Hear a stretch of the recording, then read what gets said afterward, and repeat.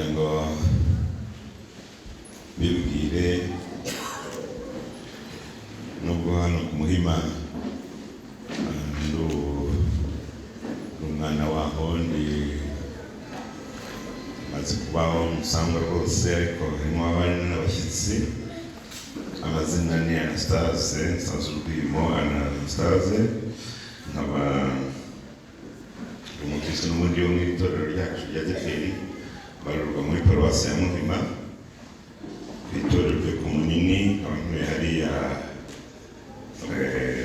kuri Cafe de Nyakabanda. Rero ndi hano mu rugo w'abizi no ku itorero rya Nyakabanda ryo ku Munini, nabo warabizi. Bampaye rero intashyo nimuzakire mu izina rya Yesu.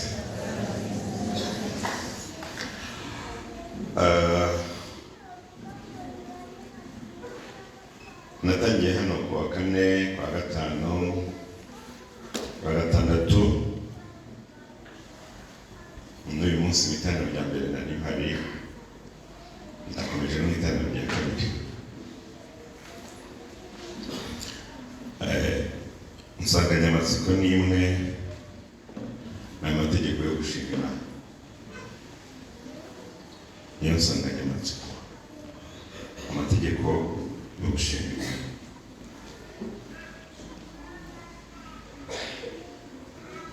Ujya n'ubwo hari washyizeho ukabona byemeye, ariko hari amategeko yo gushinga Imana, kandi Imana ishimwa niyo yashyizeho. Amategeko yo kwishima. Iyo rero turi kuganira, turasoma Abefeso ibice 5 n'umurongo wa 20. Abefeso 5:20 aravuga ngo mujye mushima Imana Data wa twese kuko ibintu byose mubishimira mu izina ry'Umwami wacu Yesu Kristo. Amen. Urwandiko rwa mbere rw'Abatesalonike 5:16 kugeza kuri 18. Mwishime iteka, musenge ubudasiba, mu bibaho byose muhore mushima, kuko ari byo Imana ibashakaho muri Kristo Yesu. Some Abaroma, urwandiko Pawulo yandikiye itorero ry'Abaroma, ibice 11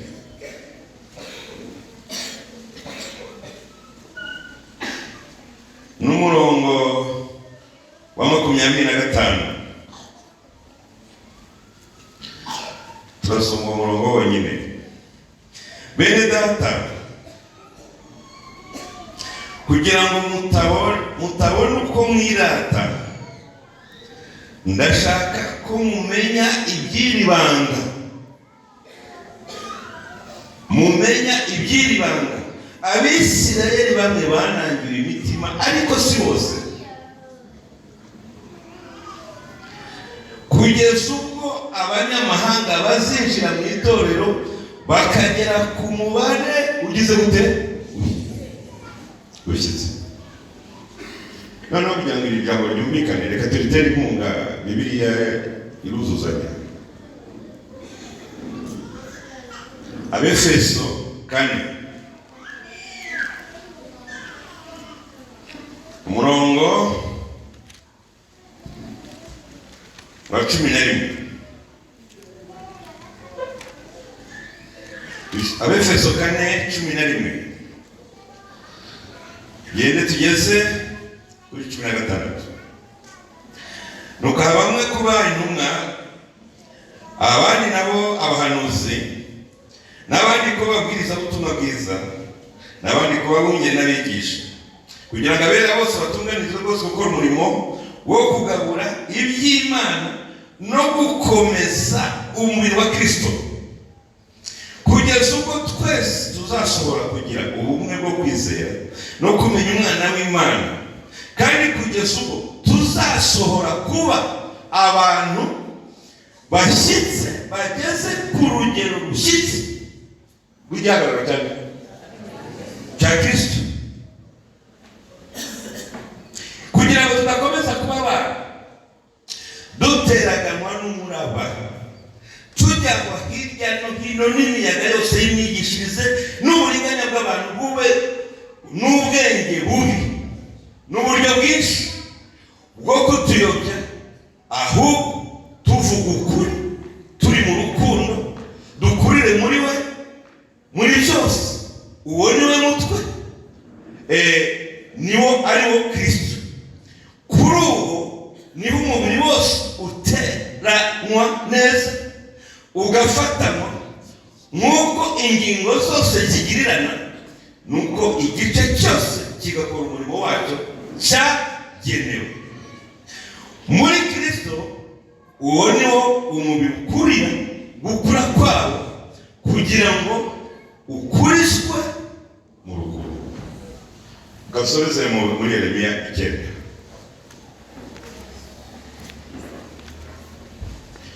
Yeremiya 9.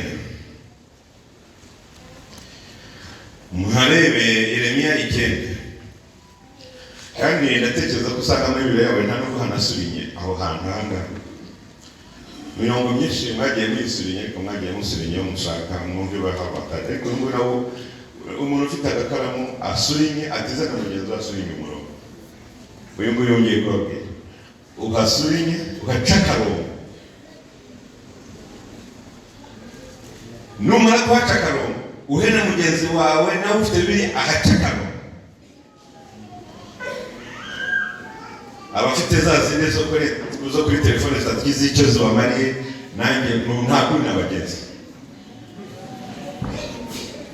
ariko ufite Bibiliya yahadi iyi agaca akarongo aho kuri umurongo ni ibice 9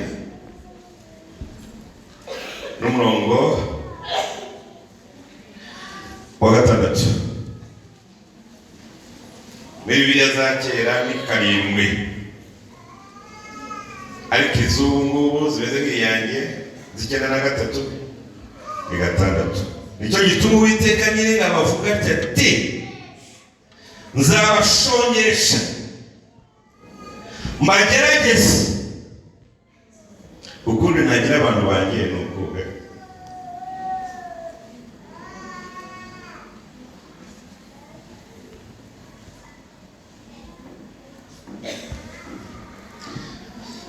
Nta kundi,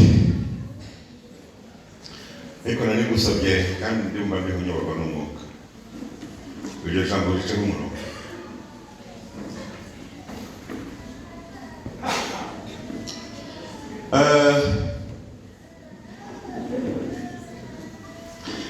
Imana, turi ku mategeko yo gushima Imana, nibyo tugeze. Twabwiye definition gushima Imana ni iki, turabibasobanurira, tubabwira impamvu 3 Imana idusaba kwishima.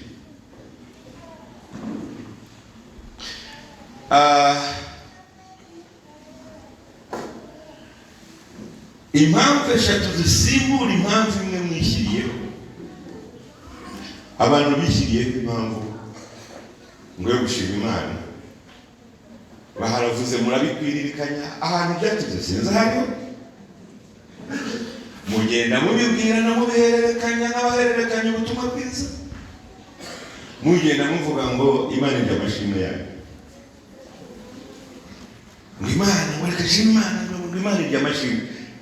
Mbese najya mubwira, niba barabikubwiye, niba barabyumvise, niba baranabivuze, barakubeshye. Imana ijya amashimwe yayo. Ariko urumva Imana yacu iramutse tsiunzwe na twa tuntu twawe ngo twafashe, bikajya ibona uko ibaho umuntu uko wahagaze. ubundi ushima ryari none ngo none waza no gushima uti ni muyiha amashyi special amashyi special aririmba niba koko mwumva iby'amashyi kuki mutayishakira ibikwiriye ndabyumva tuyemere tumve ko mwabishyizeho ngo irya mashyi ubu iyo uzuvuga ngo tuyiha amashyi Imana ese uretse n'Imana njye muyambaye amarebe amashyi ntibayaguha warangiza ukajya gutega hano ukabura imodoka kandi baguhaye amashyi ntukuremo nayo wategesha moto hano Imana ntabwo Imana iby'amashyi ntabwo impamvu eshatu zituma Imana iduhatira gushima. Iya mbere ni ukugushaka mu mwanya wawe, iya kabiri ni ukugira ngo usige imirimo ibiri y'ingenzi uzibukirwaho igihe uzaba utakiri ku isi, iya gatatu ni ukukumenyereza umuco mwiza wo kubaho.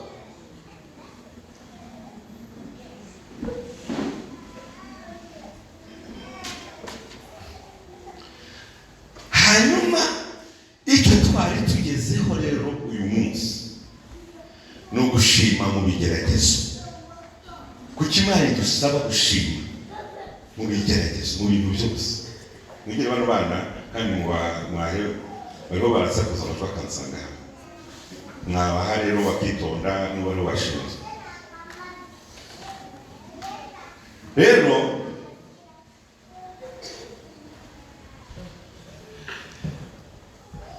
Imana iradusabye ngo dushime ariko mu kigeragezo. Mu iteraniro rya mbere nababwiye ngo impamvu Imana idusaba gushima mu kigeragezo ni ukugira ngo tugirane nayo isezerano, ariko isezerano ry'umutima w'ubugingo. Amasezerano menshi murayafite ariko nta sezerano ry'umutima w'ubugingo mwigeze mugirana. Kristo niwe warizanye agira ngo rijyane n'abantu.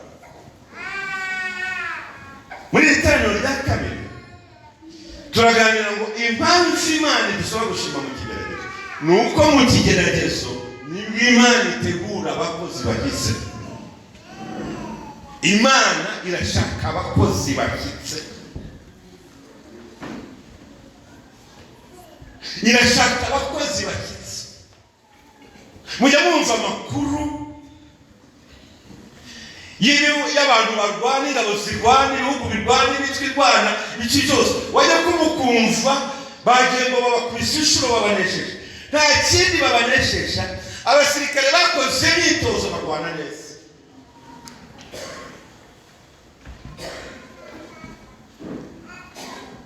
Iyo wakoze imyitozo ikomeye iguhesha kurwana urugamba rukomeye, ariko uzandinde gushyira abasirikare ukabashyira ku rugamba batarigeze bakora imyitozo. Yewe ingabo za Yesu muri ku rugamba murahanganye n'umwanzi mwakoze imyitozo.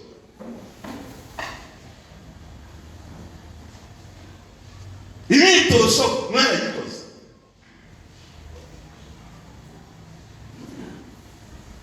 Iyo duhuriye ahangaha twagize amahirwe, mufite amahirwe. Ejo bundi bajya gahunda yo gufunga insengero ijyaho, nanjye wagira ngo hari, ariko nari ndi mu rusengero rw'ahari iwacu ku Munini. Noneho ndabwira ndareba ibintu bakora, nsigaye ubwoba, nkagira ubwoba. Sigaye ndeba ibintu abantu bakora iyo baje gusenga, ukava mu rugo ugasiga abantu, ugafunga abandi, ukagenda kubabitsa, ugacunga iduka rya mwagira ahangaha mugakora ibintu bidafite agaciro.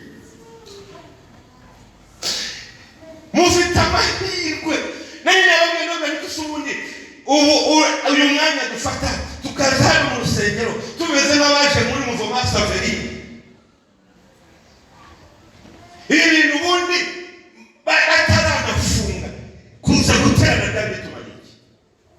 Wahora n'umuntu urusengero rwacu bararufunze, uyu ukabona ko bisa nkaho gukizwa byiza bihagarara. Ese baradufungiye twebwe nyine nta kushuti yawe. Ubundi ubukristo bwatubyaye, ubukristo bwatubyaye dukomokaho. wagize ngo twavuye ubukristo ubu twicaye ku ntebe twegamye turi mu masa mu rusengero rufite amadekaro. Ubukristo bwatubyariye mu rusengero. Yesu ntabwo yari abiyobewe. Yatangije iyi gahunda y'agakiza y'ubutumwa bwiza.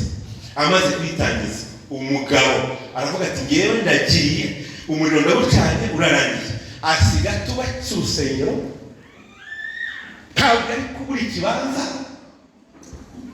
Yesu yabuze amafaranga yuko yagura ikibanza bavuga ngo mbaseza aha.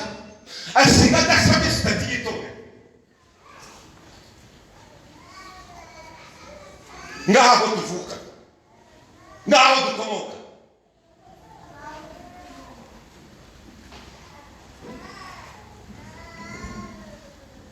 Ubu nuko byagenda kose, uko byagenda kose, uko biri kose, uko uri kose, aho ugeze kose, imbaraga ufite zose, ikibazo ugezeho cyose, nta hamwe wagira ngo bitandukanye n'inkomoko. Bishoboka uriwe aho ugeze, ariko inkomoko yawe ni yayo. Twavutse aha nta rusengero rwari. None ngo barufunze, igikuba cyacitse, ngo baradufungiye. Ubundi se zariho ngo baraturwanya, ngo ubukristo, ngo rwose, ngo bararwanya itorero, ngo kwitanga itorero. Kristo yabisize rigwanwa. Kwitwa umukristo barakwicaga. Niba ngo umukristo, abanyagice bigaga imyaka 3. Umunyagice twebwe dusigaye twigisha amezi 2. Bo yigaga imyaka 3. Nta kindi bamubwiraga. Baramubwiraga ngo uje muri twe, ati uje muri twe, ati ntuzi ko uje muri twe atagira inzu, uzabyemera ko utagira inzu? Tuzabyemera. Ntuzi ko uje muri twe ahita ashyirwa ku rutonde rw'imitwe y'iterabwoba bakamwica, uzemera kwicwa? Ati bakamara imyaka 3 bamubwira icyo kintu. None inshuti zanjye,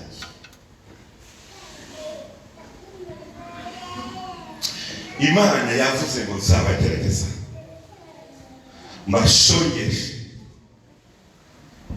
Bose kuri nageze gukesha gutegura abakozi. Dusigaye abigisha bariteguye, bakambara neza, uturibaya bakatufunga rwose. Barangije kujyanisha akaza ahangaha akatwigisha imbaraga z'Imana ntazagira, akatwigisha uko buzura umwuka wera muri teori ntawagira, akatwigisha uko bubaha Imana nta n'agace. Imana ikeneye abakozi batojwe, kandi kugira ngo bikunde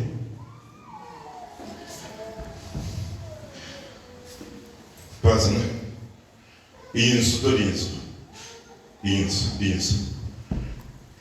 nzu dore iyi ye kuyihizi utahe. Iyi nzu dore iyi Imana idutije, izindi zigafungwe nk'ifungo.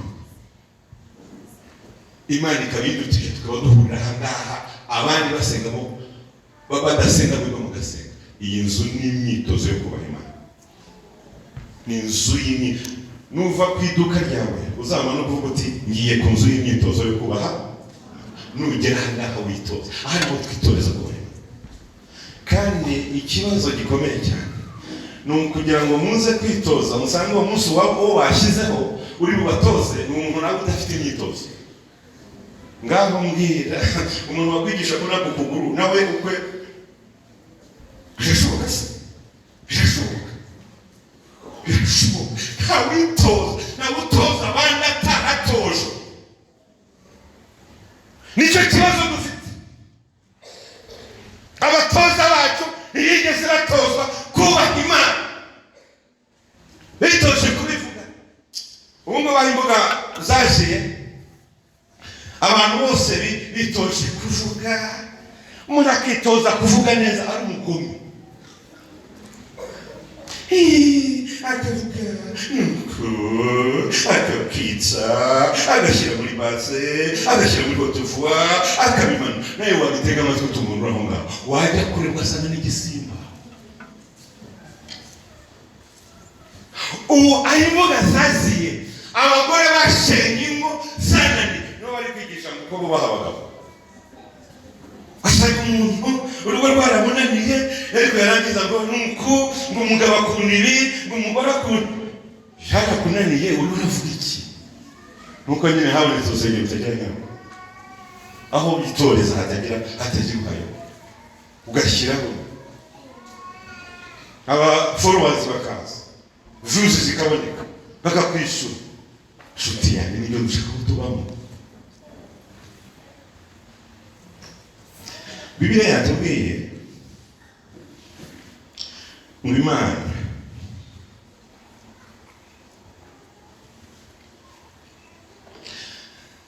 ngo yafunze igitambaro Abisirayeli. Mutega amatwi, yabafunze igitambaro ngo bamwe ibanangira umutima. Mwibaze, bariho bararwana hariya, ibanangira umutima, bayoberwa ubutumwa bwiza.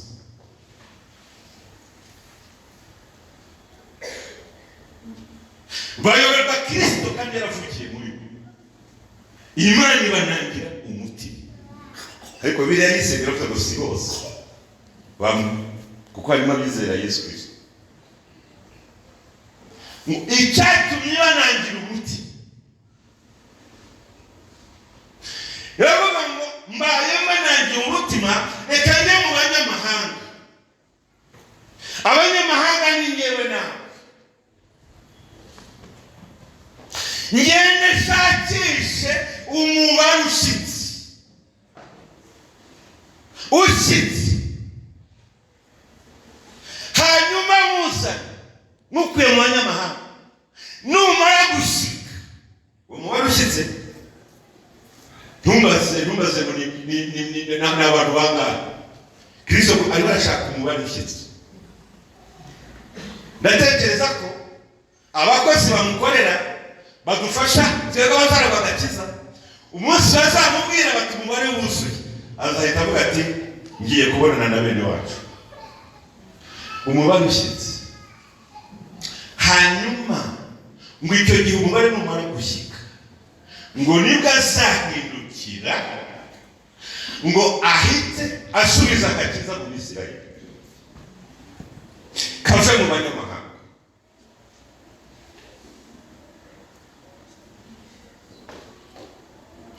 Kazava mu banyamahanga gasubire mu Bisirayeli. Abisirayeli bagira isezerano ryabo ritandukanye n'iryacu.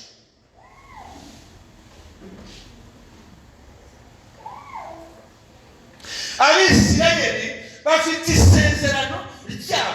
Amasezerano y'Abisirayeli akubiye mu ngingo esheshatu kandi zose Imana izazubahiriza. Twebwe dufite isezerano rikubiye mu ngingo imwe yo kwakira agakiza none kuva mu buntu ugiriwe none ntubupfushe. Wagira ngo bizakomeza mbere gute? Ariko ni ukuri kazasubirayo.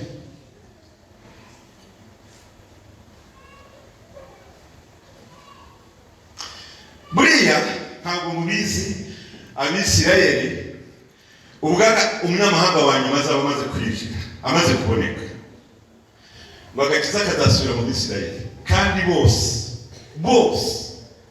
aho bazasanga bakiriho, bose abari muri Isirayeli n'abazaba bari hanze ku isi bose bazakizwa, bose bakaze mu ntumwa. Niko gahunda iteye. Nibigana, nibarebaho amasezerano yanyu siyo yacu. Umugabo umwe ngo yoroye inka ngo acirira n'imbwa, hanyuma inkingi ikagita amaso mu gitondo bagakuka. Imbwa nayo ngirende nabwo ate kubiriko nanjye n'itungo iragenda nayo yegera inka nayo irahereka. Yo nkita amaso aho irahereka. Nyiri inka araza aravuga ati niko ninde wagutegetse kuhereka mu cyarire? Arayikubita. Ni amatungo abiri ariko ntafite amasezerano amwe.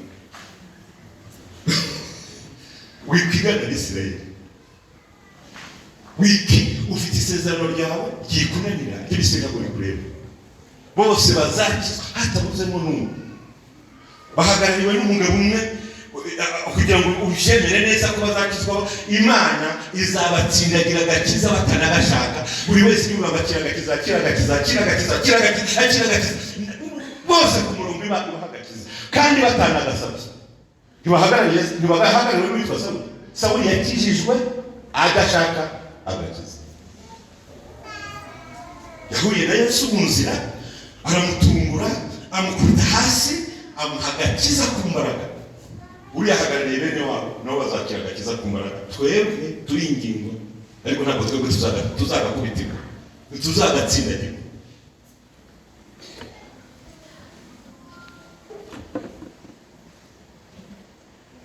Hanyuma rero aho twavuze ngo mu Efeso ngo nuko ihabamwe rero, ihabamwe kuba abashumba, ihabamwe kuba ababwiriza butumwa, ihabamwe kuba intumwa, ihabamwe kuba abigisha, ihabamwe kuba abahanuzi, ihabamwe gutyo ngo kugira ngo umubiri wa Kristo ukure, ngo tudakomeza kuba abana ahubwo dukure,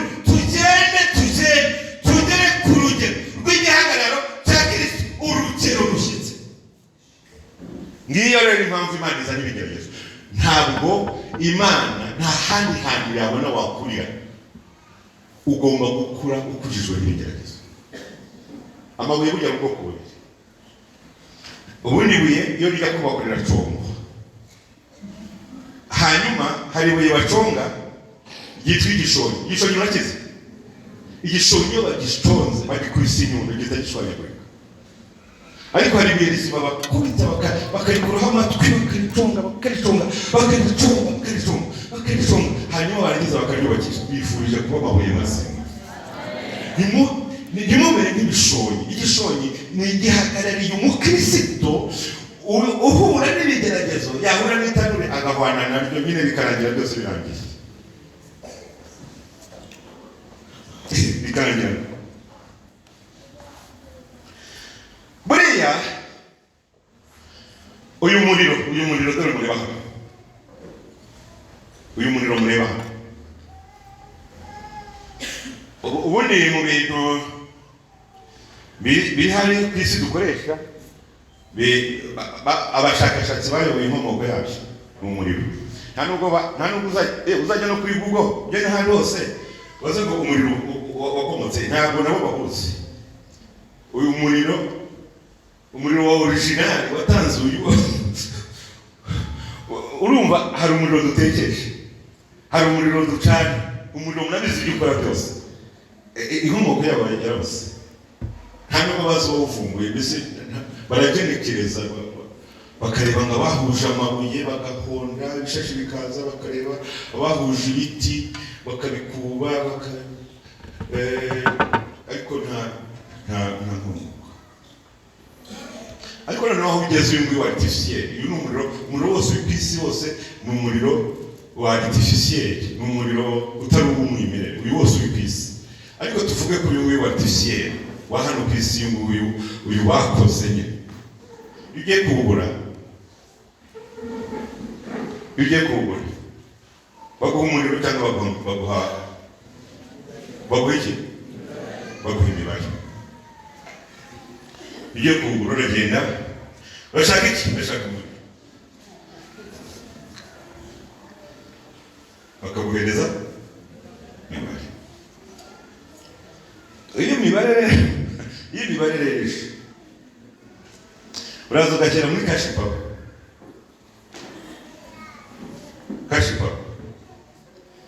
Reka nyita agakiza. Hanyuma ukaza ugashyira muri kashipawa rimwe ugashyiramo imibare myinshi ndabizi kuwushyiramo nanjye ndabizi kuwushyira iyo umaze gushyiramo umubare wanyu umuriro ubona uje ariko uzashyiremo wibagirwe umubare umwe cyangwa wandike muri ruzaza nyamara aya magambo mbazaniye aya magambo ndi kuvuga yose uko akurikirana ni umubare w'umuriro ugomba kwaka muri wowe.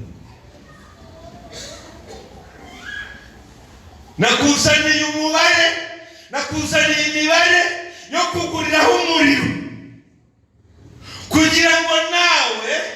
kugira ngo nawe utere imbere, kugira ngo nawe uze kuza kwaka, uze kuza kubonesha. Satani yarakujimije ariko Imana ishimwe ko Kristo yadusigiye umubare wo kujya. Kristo yashyiriyemo umugabo witwa Enoki. Ikibazo ni kimwe, ni uko mwebwe mwashyiramo umubare umwe, mwashyiramo ibiri, mwashyiramo itatu, muti birahagije mukigendera. Umuriro ntushobora kwaka utayishyizemo yose, bishoboka. Enoki yagendanye n'Imana, amaze kugendana n'Imana akomeza gushyiramo imibare. Bahuza urugwiro, bahuza urukundo, bahuza umutima, bahuza ibitekerezo. Imibare yahuye. Enoki yaherekeje Imana yaje kumusura, imibare yahuye. Enoki ahita agenda n'umunsi kuko imibare yahuye. N'urubazo ukajyana kamwe, ariko ni igitangaza. Ugafata kamwe, urubuto ukera rumwe, intwari ukitwaza imwe. Intwari imwe yanesha umwanzi. Kandi Bibiliya iravuga ngo izo ntwari muzitware.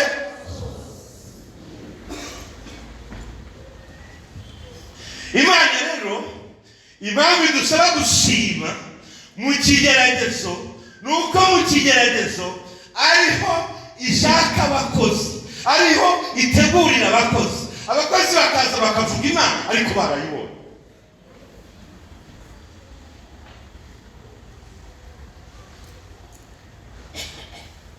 Mu iterero rya mbere bambwiye mu mwarimu bari babwira abo mu iterero rya mbere ababwira ubuhamya bwanjye ntabwo nabahaye, kandi namwe numva atari ngombwa ko mubaha kuko nta n'icyo banabamarira. Muganje ntacyo mubamarira kuko uko yaneguye ifite umurimo yaneguriye gukora. Nawe ufite ikigeragezo cyawe kuko Imana igutegurira gukora ibitandukanye n'ibyo ndi gukora. Imana irabizi yuko utazi impamvu ufite amafaranga, abandi nayo bafite. Kubera ko ibona utabizi rero, utazi iyo mpamvu, igiye kukuzanira ikigeragezo cy'uburwayi kugira ngo umenye ayo mafaranga wagomba gusurisha abantu no kuyafashisha abantu. Nawe nyine umenye ubona icyo wakoresha, kuko urayabitse urayabungabunza. Azakora iki se? Igiye kukwereka icyo wagomba kuyakoresha.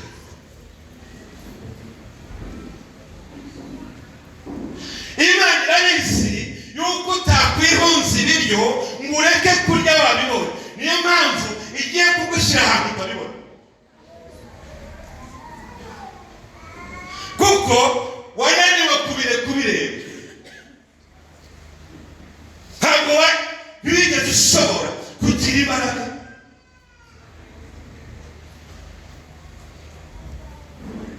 Igihe narasezeranye, ariko nsezerana ntumva icyo mvuze. Biranashoboka ko tuba tubisangiye. Ngewe nsanzwe urwimo Anastase, ni imbere y'Imana n'itorero n'imiryango, nemeye kujyana muri Murekatete Sosiyo z'amabere umugore dushingiye mu itorero. nzabana nawe, nzamukunda, nzamukuyakuya, nzamurinda, yaba arwaye, yaba ari muzima, yaba atari muzima, yaba tubyaye, twaba tutabyaye, dukene cyangwa dukiri. Yaba Imana irareba avuga turiya mugabo ubundi ibyo avuga arabizi. Ibyo avuga arabizi. Ibyo muvuga mwamubizi buriya.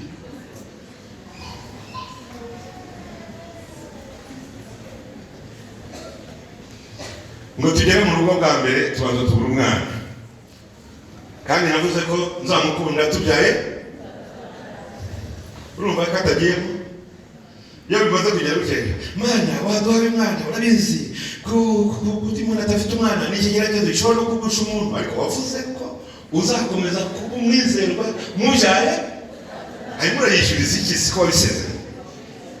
Imana wishyura stress warabivuze.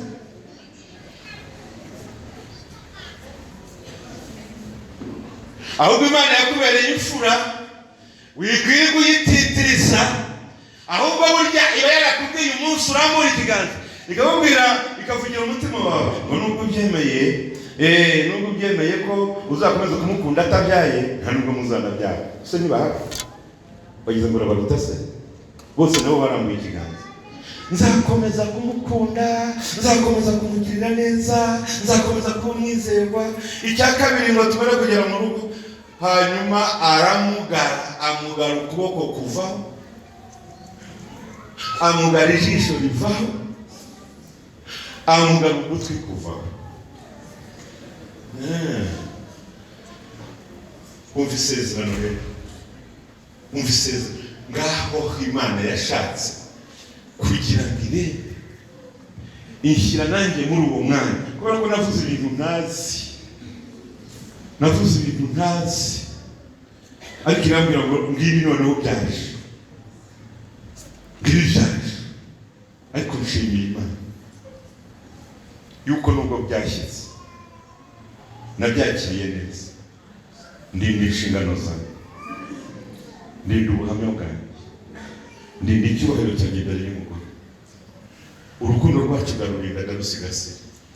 Ibyo adashoboye gukora ndabimukorera.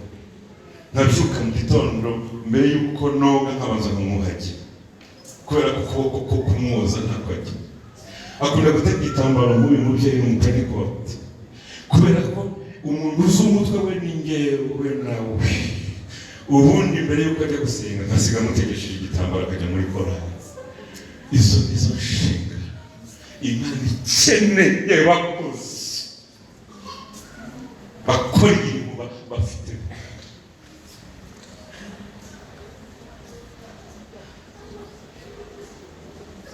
Kuvuga mwaravuze, muzi no kubivuga neza, muzi no kubitondeka, ariko Imana ikeneye abakozi bavuye ku ikosi. Ugiye kwataka Satani watangiye kurwana utaravuka, na Sataravuka, na sokuru wataravuka, na n'ubuvivi batangiye kurwana ke amenyereye intambara. Ugiye kumwinagaho nta kose ko no kurira itangaza bacarwana na Satani. Hariho n'umwana wanigeze kumva bango niyo duhe mu nzira ngo mukubita ishoti. Umugabo umenyereye intambara,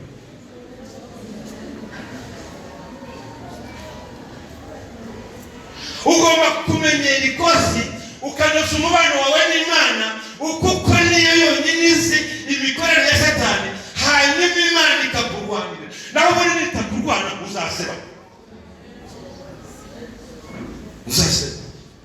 Baza hano bakubeshye, nuko mubeshye mutahe, ukiri mwongere mugaruke, mubeshye mutahe. Ariko nugera mu rugo akantu gato gusa, terimose yamenetse, umuntu warwaye, wamuziki, inzara yaje, ingorane zaje, byose bisanzwe bimeze nka ubuzima bwawe bw'umwuka nta budahangarwa bufite, ariko mwifurije kugira ubudahangarwa. Kandi kugira ubudahangarwa ni ukwemera ikosi, Imana ikakunyuza mu kigeragezo, kandi yamara kunyuza mu kigeragezo ukakivana mu ishimwe, izina ry'Imana rihabwa icyubahiro. ubundi hari ibintu bidashoboka bibiri. Hari ibintu bibiri bidashoboka. Nta muntu watsa umuriro abishunditse, ntabwo bishoboka. Ibyo bintu bishoboka. Ntabwo wabura abakristo baramushaka kubigerageza, ariko nimuzabishobora. Nta muntu watsa umuriro ashunditse amazi, ntibishoboka. Icya kabiri, ntushobora gufata ibirenge bibiri ubishyire mu rukweto. Ibyo bintu niba ibishoboka,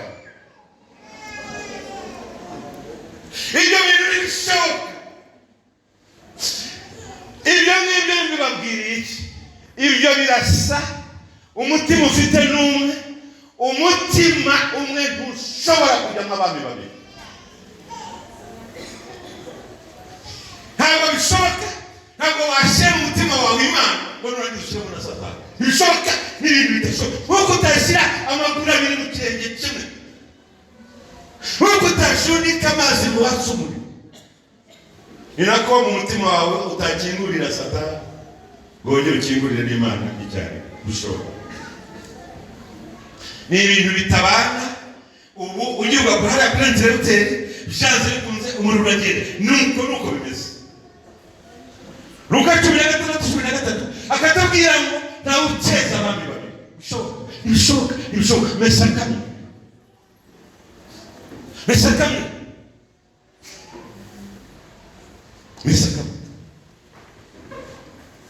Tugiye gusenga Imana.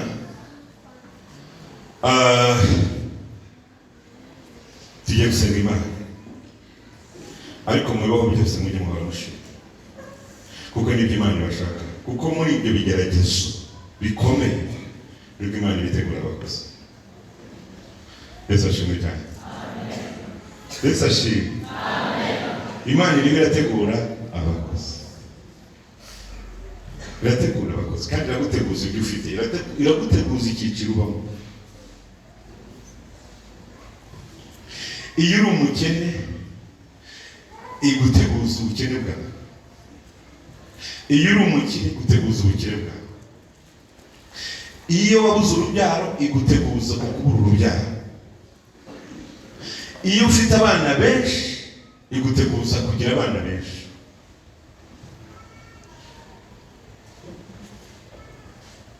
Umuntu wese yitegurira umwanya arimo. Yitegurira umwanya. Kandi niba witegura neza, uzavamo umusirikare mwiza. Bibiliya itubwira ngo umuntu yiyeza akitunganya, akitandukanya n'ibidakwiye, azaba igikoresho gifitiye nyiracyo akamaro. Nagira ngo mbabwire, kwitegure neza kandi kwitegura ibigeragezo. Imana iteguza abantu ibigeragezo. Mujyeshuri dusenga. Imana irategura umugeni. Imana irategura abakozi.